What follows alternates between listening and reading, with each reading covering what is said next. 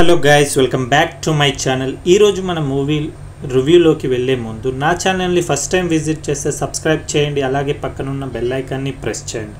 Let's dive into the movie review.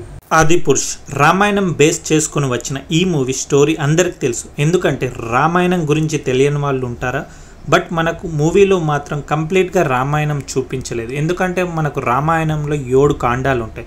దాంట్లోని 3 కాండాలు మాత్రమే director గారు చూపించారు ఈ మూవీలో.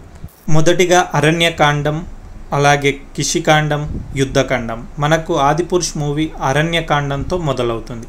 ఈ 3 కాండాలు మాత్రమే మనకు మూవీలో చూపించాడు. ఇప్పుడు ఆదిపురుష్ ఎలా ఉంది అంటే రామాయణం బేస్ మీద చాలా మూవీస్ వచ్చాయి మనకు.